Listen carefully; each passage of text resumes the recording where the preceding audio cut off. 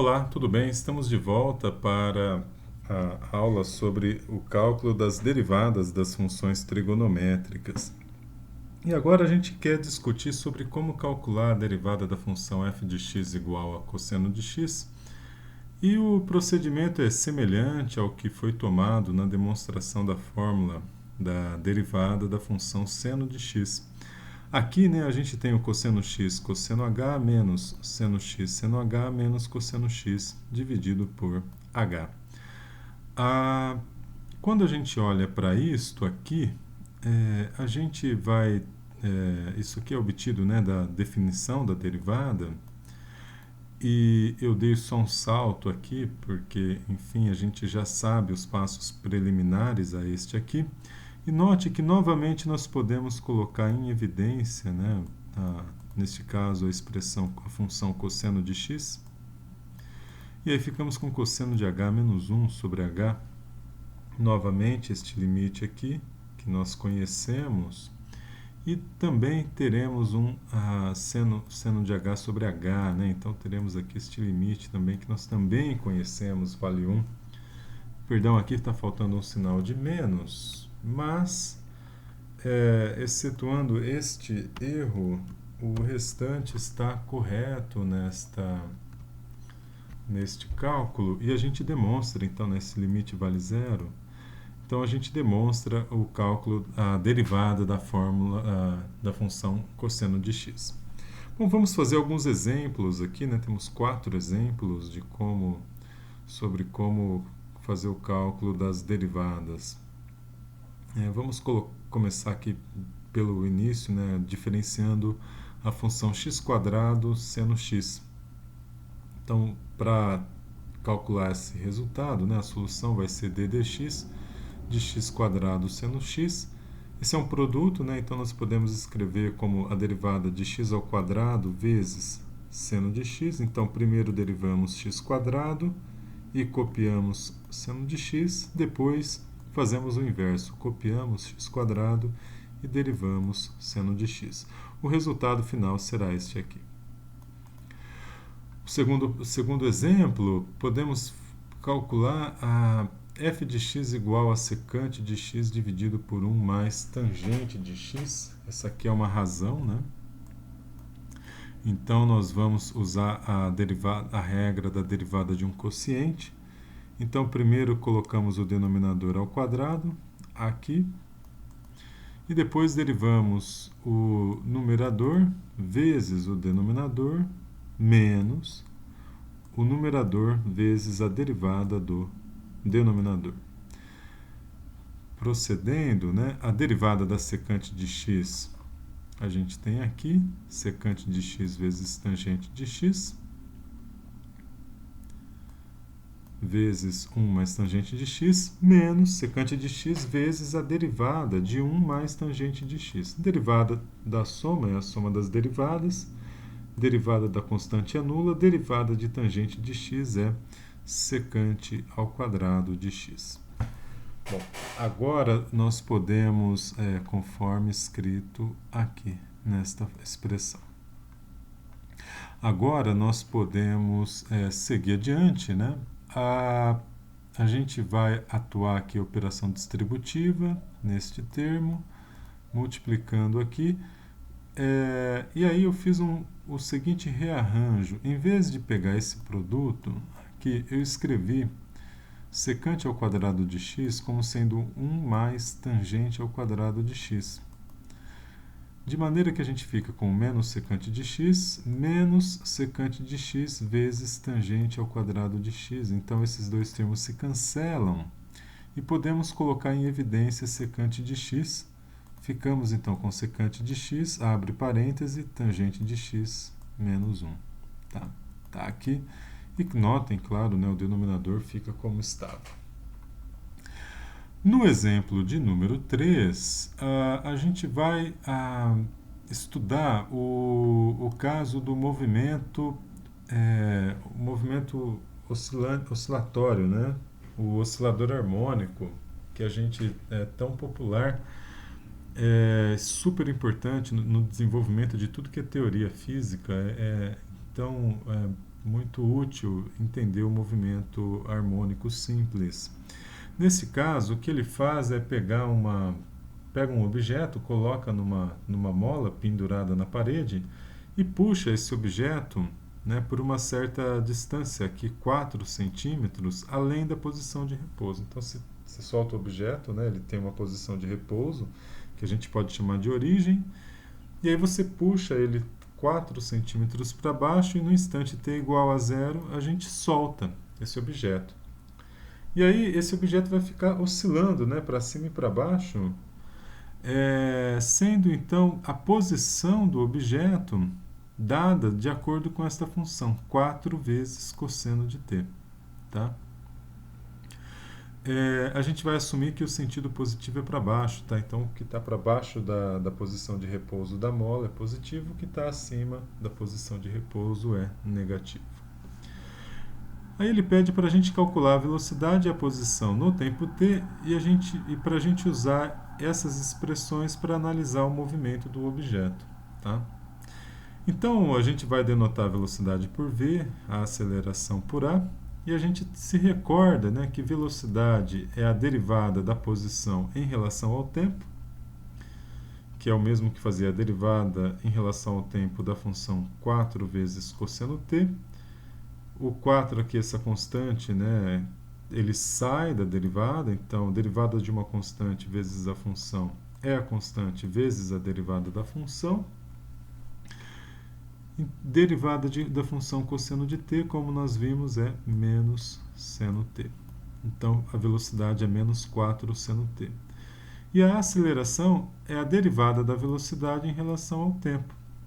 E isso fica, então, derivada de menos 4 seno t. Novamente, tiramos a constante menos 4 e resta-nos calcular a derivada da função seno t, que é cosseno t. Então, note que a aceleração é igual a velocidade, a posição com o sinal trocado, né? Essa é a primeira coisa. Então, quando ele está para baixo, quando ele está se movimentando para baixo da posição de repouso, ele está sendo puxado para cima. E quando ele está acima da posição de repouso, a aceleração puxa ele para baixo, né? Esse é o típico caso de força restauradora, né? Então a força traz você de volta para para a posição de repouso. Note que e daí dá para entender por que é tão importante estudar o movimento harmônico simples. Porque esse é o movimento típico de estabilidade, né? Se a gente pensar, por exemplo, num objeto, sei lá, sujeito a uma força de atração, né? Sei lá, numa molécula, a molécula fica vibrando, né? Ela fica vibrando porque se a vibração for pequena o bastante, você consegue descrever essa vibração como se ela fosse a vibração deste objeto aqui pendurado na mola vertical. Então ela vai exercer um movimento harmônico simples, né? Quando a vibração é muito pequena, pequenininha mesmo. Então o espírito, né, essa é a razão de origem pela qual a gente gosta tanto na física do oscilador harmônico simples. Ele ajuda a gente a entender muita coisa, muitos fenômenos que a gente observa por aí. Bom, uma outra coisa que é importante a gente fazer é falar que, por exemplo, a posição S igual a zero ocorre quando o cosseno de t é zero. O cosseno de t é zero se t for um número nπ. Por exemplo, o cosseno de π, 180, é zero, né? Perdão, não. Aqui é π sobre 2. Eita, Alexandre, nπ sobre 2. Vocês me desculpem o erro aqui. O cosseno de π sobre 2 é zero, né?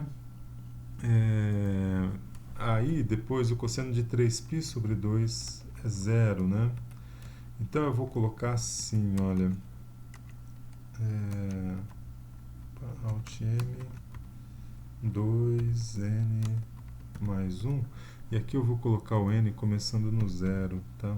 De 0, 1 a 2. Aqui eu vou colocar um 2 também, para dar uniformidade. E voltemos, né? Então, aqui a gente tem em π sobre 2. Eita, faltou um 2 ali, né? Em π sobre 2, a gente vai ter, né? Quando n é igual a zero, né? A gente vai estar em π sobre 2, a posição é zero, e assim sucessivamente, né? Então, 3π sobre 2, né? Quando n é 1, e assim sucessivamente, tá? Eu vou manter o n aqui, só para ficar uma coisa regular. E vejam, então, né, que sempre vai ser zero para múltiplos inteiros de π sobre 2, né, quando o tempo for um múltiplo inteiro de π sobre 2. Note que eu não usei unidade de medida para o tempo neste problema porque ele não menciona esta unidade de medida, tá bom? Então eu deixei sem unidade de medida. E aqui eu coloquei um por segundo por hábito, né? Então eu vou colocar segundos aqui, tá? Porque eu vou colocar segundos e vou dizer o seguinte: assumindo que o tempo seja medido em segundos. Não foi dado no problema, mas a gente pode usar isso. Bom, então a gente tem esta condição aqui, né? E aí a gente vê assim, ó, nas extremidades S tem de mais ou menos 4 centímetros, né? A posição do objeto fica nessas condições quando o tempo for proporcional a 2nπ. Então, por exemplo, na verdade é nπ, né? Aqui teve outro erro. Quando o tempo é proporcional a nπ. Então, em 0 a posição é 4, em π a posição é menos 4, né, porque o cosseno de π é menos 1. Em 2π a posição é 4 novamente e assim sucessivamente. Ou seja, ele fica oscilando entre 4 e menos 4, né, passando pelo zero. Quando ele está em zero, o módulo da velocidade é máximo.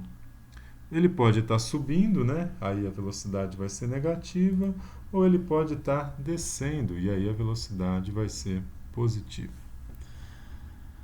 E, por último, né, nós temos essa condição em que o módulo da aceleração é igual ao módulo da posição em todo instante t.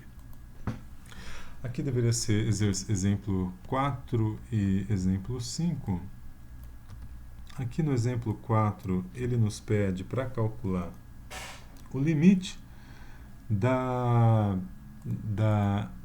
função, da razão entre seno de 7x por 4x, quando x tende a zero. Esse limite, né, lembra muito o limite anterior que nós fizemos de seno de h sobre h quando h tende a zero, mas para ele ficar igual e podermos usar aquele resultado, nós temos que multiplicar esta expressão por 7 sobre 7, ou seja, por 1, né? E aí a gente deixa o 7 e o 4 fora dela e o 7x aqui dentro, tá?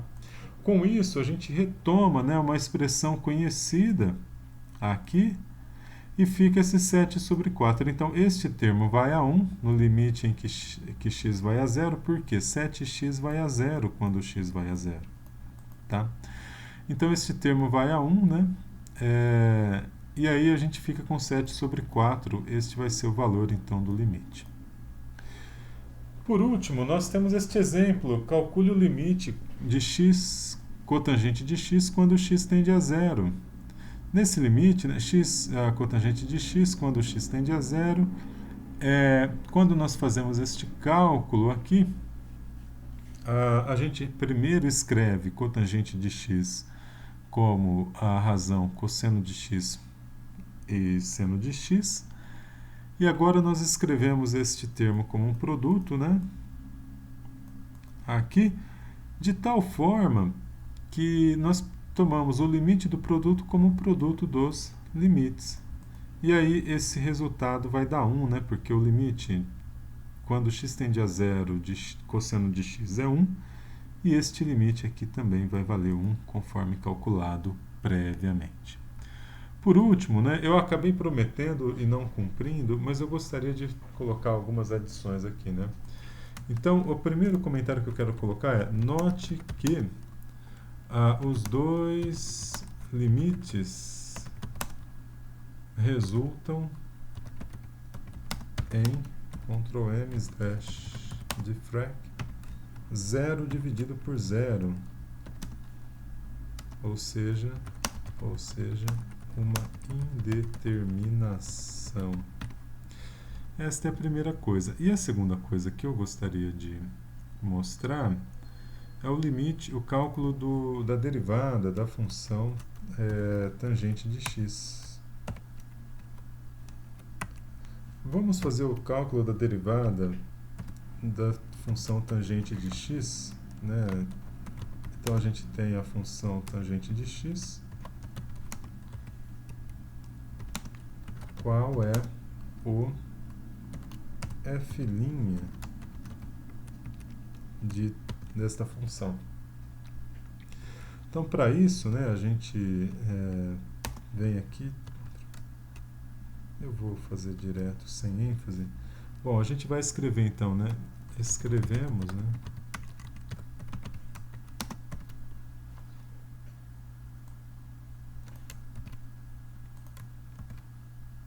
Este cara como a razão seno de x por cosseno de x. Tal que, né, agora o f' de x fica igual a dx desta razão aqui.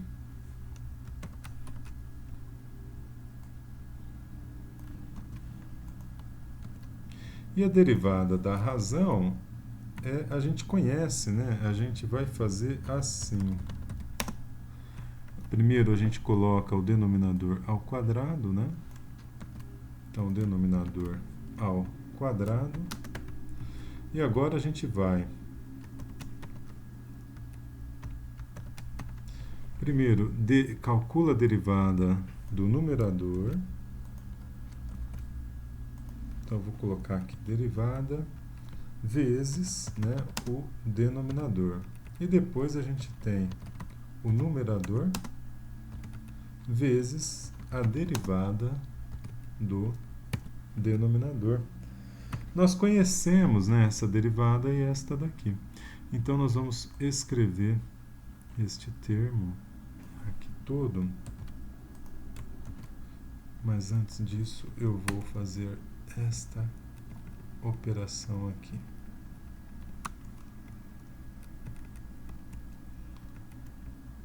E agora eu vou colocar mais uma linha.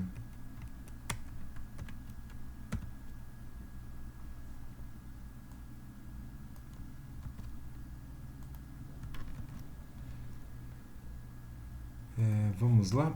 Então, seguindo adiante.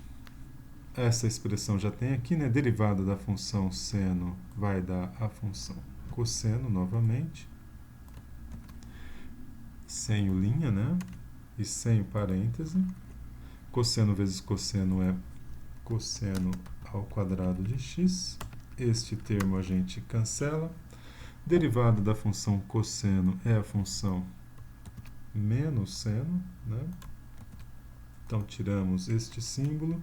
E antes de tirarmos o parêntese, devemos notar que tem um menos aqui e um menos aqui. Então, isto fica mais, né? Agora, podemos remover esse sinal. Seno vezes seno vai dar seno ao quadrado de x. E este termo, por último, ele vai valer 1, né? Então, a gente cancela ele.